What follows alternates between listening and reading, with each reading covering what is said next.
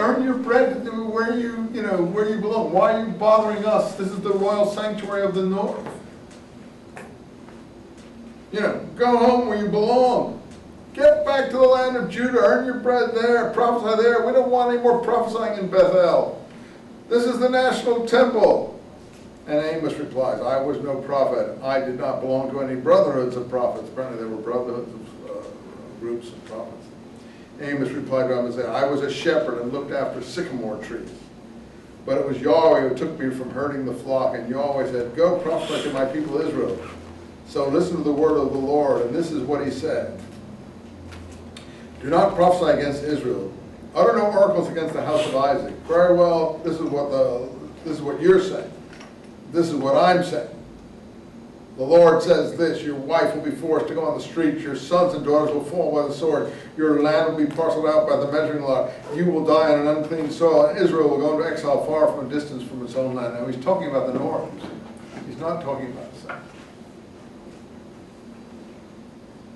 So he takes all these images and uses them. Hosea is going to do the same thing. Though Hosea is, I think, a northern prophet. He's going to do the same thing. He's going to talk about his wife, who he considers to be a loose woman, a fornicating prophet, prostitute sort of person. And he's going to use that as the image for the house of Israel, how his wife behaves. Really pretty effective imagery. And this is what the Lord Yahweh said, line 8. A basket of fruit. What do you see, Amos? I see ripe fruit. And Yahweh said, my people Israel is ripe for destruction. I will no longer overlook its offenses. I will no longer, the Palestinian girls will wail instead of singing. It's the Lord Yahweh who speaks. So many will be dead, all thrown down everywhere. Hush. This sounds like it's written by someone who actually saw these things happen. Could be a little retrospective.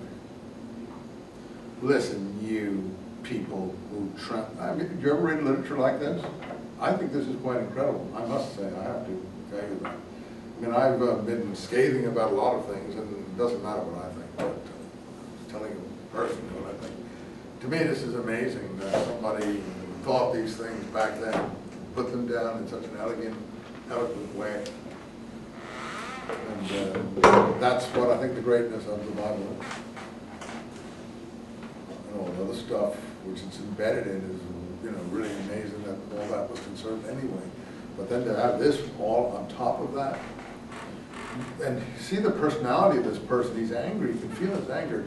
You people that trample on the needy and try to suppress the poor of the country, and ask when the new moon will come so you can sell our corn and Sabbath so you can market our wheat.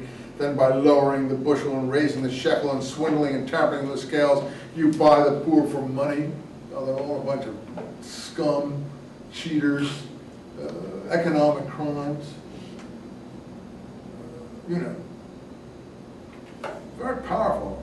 Maybe I'm wrong. That's what I think. And the needy for a pair of sandals, so you get a price even for sweeping of the wheat. He always swears by the pride of Jacob, I will not forget a single thing you have done. Is this not the reason for earthquakes, and its inhabitants mourning and all heaving like the Nile and subsiding? Like there's been earthquakes, obviously. He said it was 2 years after the earthquake. That day is the Lord Yahweh who speaks. I will make the sun go down at noon and darken the earth in broad daylight eclipse. This was taken, of course, and put in the New Testament picture of Jesus here.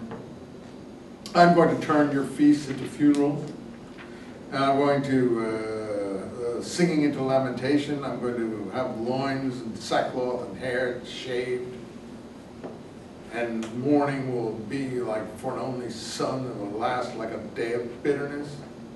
See, the days are coming, the Lord speaks, when I bring famine on the country, not of bread, a drought, not of water, but of hearing the word of the Lord. They will stagger from sea to sea, wander from north to east, seeking the word of the Lord and failing to find it. All who swear by Samaria's Ashima, another god, obviously, goddess or something in Samaria, and by your God's life in Dan, by your beloved's life, Beersheba, these idols that they were obviously in these places, they shall all fall, never to rise again. I saw the Lord, chapter 9, standing at the side of the altar. Strike the capitals, he said, and let the roof tumble down. I mean, to break their heads, every one, and all remain put to the sword. Not one shall escape, shall get away. Not one shall escape, should they burrow their way down to Sheol. Now, you see, that's the understanding, in line 2, of the underworld, sort of like the Greek Hades. They don't have an afterlife idea at this point. They have a Sheol, a sort of netherworld where the dead souls go. But that's it. There's no like resurrection, there's no like heaven, hell, all that sort of thing. There's nowhere in this early literature. That comes later as more thought goes into developing answers to some of these issues. You may not find this very inspiring.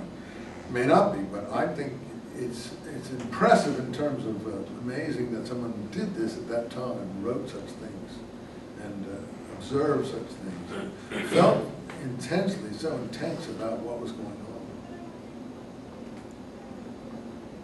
This earthquake, he pictures the Lord of hosts, Sabaoth, line 5. He touches the earth and it melts. Its inhabitants mourn and heave like the Nile.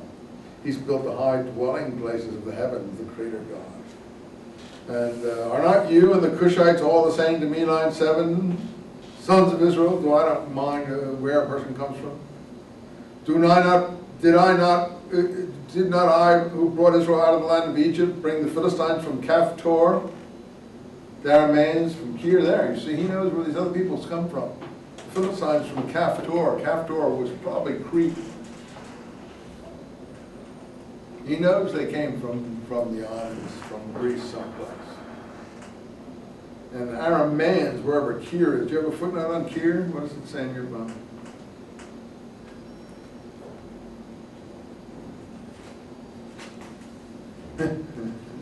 Seafoot. It says an unidentified place, possibly in the vicinity of Elam.